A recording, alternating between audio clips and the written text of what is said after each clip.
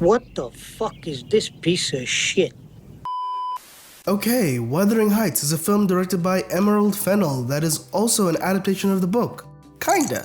Now, I'm actually excited about this review because this is a book channel and I haven't spoken about a book related thing in ages. And not only that, one I've read before, a decade ago, but what are you gonna do? Now, if you haven't read the book, the thinned down version of the story is that you've got this boy named Heathcliff who is taken to this spooky estate called Wuthering Heights where he meets a girl named Catherine. They fall in love with each other, but she marries this other dude, Edgar, because he's rich and Heathcliff is a broke boy bum who everyone treats like garbage because of his dark skin and low social standing. And so because of this, he leaves to get his money up and comes back and proceeds to crash out on everyone. And nobody in the story makes a good decision ever, and it's essentially a bunch of bad vibes people tormenting each other for 400 pages. And because I hadn't read this book in ages, watching this film had me in a complete stupor trying to figure out what the hell was happening, because what Fennel spun out here was so different to the story that I remembered.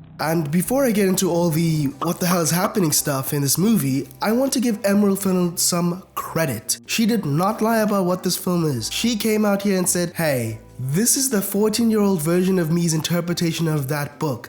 And this is exactly the movie you expect from a 14-year-old's mind. This is the version of Wuthering Heights where because of youth you aren't really able to properly assess the themes, the message, the ideas of the story, and you over-exaggerate the parts you like and omit the parts that you don't. So this version of Wuthering Heights cuts out characters, changes motivations, and completely omits like the last 40% of the story to tell a cleaner, thinner, and less nuanced version of the story that cares very little for the underlying messages of the book. And none of this was surprising because I've seen all of this before. Back in the late 2000s to the early 2010s, YA romance authors were making the very same mistake that Fennel is making today, where when it comes to romance, yearning is the top agenda, no matter what. And during the late 2000s, how this played out is that because that was just a very messy, over-the-top, exaggerated time where you could just say slurs on TV while everyone around you laughed like seals, there wasn't a lot of pushback critique, not like nowadays where a tweet could land you on a t-shirt.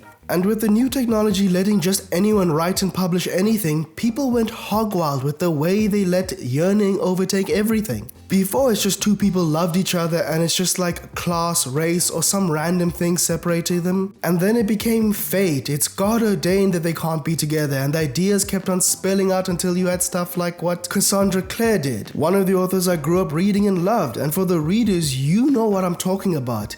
In her series, it couldn't be that there is some angelic spell or trickery of magic. No, we have to go deeper and more dramatic, so we make them potentially siblings. Kicking a little bit.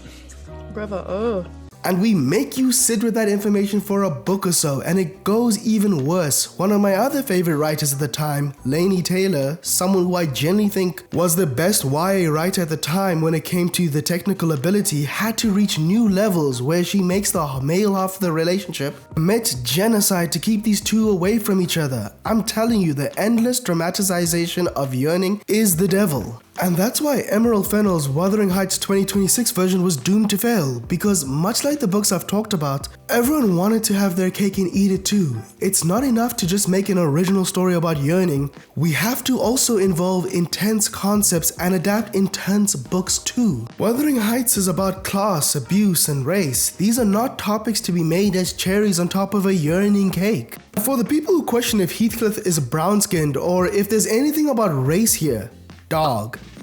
They literally describe him as dark, almost as if it came from the devil. And this is coming from one of the nicest people to Heathcliff. People in here are straight up racist to him all the time, and it's even a stronger point that when he comes back with that money, they still don't see him as an equal. This is what Wuthering Heights is about, and Fennel strips this and more out of the story. You could really for real leave the theater thinking that Heathcliff is just like a kind of toxic ex. That is not that man. This man is vile. He literally marries a girl just to torment his ex. And while doing that, he kills that lady's dog just to make a point of how much of a piece of shit he is. And further, he makes sure that the child of his ex's brother is illiterate, can't read, because he's just that much of a hater. He is terrible, obsessive, mean, and cruel. And in this version, for no explicable reason, they make this character, Isabella, his wife, who is getting abused by him in the book, this sexy, sadomasochistic person, when in the book, the abuse is harrowing. She is not a fan of any of that. This is what happens when you don't care about the source material and just varnish it to be this thing that it is not. And look, I understand for a lot of you, you're like, I don't care, I'm not reading this, I can barely read it as it is, and hey, that's fine, that's super fine. But if you're out here defending this and saying it's fine, I better see you out keeping the same energy for this.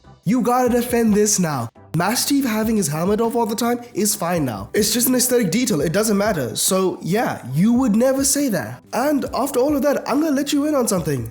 I don't really give a crap about Wuthering Heights. There is a reason I have not read this in close to a decade. It's just not my jam. But I feel the need to do this now because now that Brandon Sanderson is getting adapted, I am this much closer to getting my Children of Time and First Law adaptation, and we better start getting strict with this shit. But you know what? I've gone a lot into this book and not a lot with this film, and if you really want to know my thoughts as an objective, head empty, context doesn't matter viewer, I'll say this at least. This is a beautiful looking film. The sets and costumes are decadent, like triple chocolate cheesecake decadent. The music at times can really put itself together and really give you this fun, nice gothic tone that this film desperately needs. When it comes to Margot Robbie and Jacob Elordi, they are doing the best they can with the little flakes of character the story has left for them. It was always going to be a nasty as fuck hard sell to make these clearly 30-year-old people like teenagers. The dialogue and the decisions they have to make would always betray them, because I imagine for any person coming into them, they're going to be wondering, why are these clearly adults acting like they don't have any goddamn sense? As a provocative film, dog, this is not it. This was lame. I just watched Pillion like a week ago. I'm sorry, the bar has been raised. I need to see a straight up asshole at this point to find any level of shockiness in these films. Like Nicole Kidman, Miss AMC, had a film more scandalizing than this like a year ago. There are teenage girls right now on their lunch break reading stuff 10 times more provocative than the stuff in this film. Some of the most deranged, against God type of content. This sticking fingers in each other's mouths is cute and does have some utility, but this is just a very run-of-the-mill sexy film with basically no real ideas beyond maybe unblock that man? Look, I don't think this is the worst. I generally think most everyone will have a good time of this. If you liked Saltburn, you probably like this. If you saw that Jacob Elordi edit and felt lower body things, you'll probably like this. I just think at this point with Emerald Fennel, I might need to add her to the pantheon of good directors, dog shit scripts. She can sit right next to Osgood Perkins, the MTC that is being reserved for Zoe Kravitz if she gives me another Blink Twice, and current day Shyamalan. All of these people, great directors, but they all need to drop the pen because we could be doing so much better than this. We could all be watching so much better than this if they just let somebody else write a good story for them.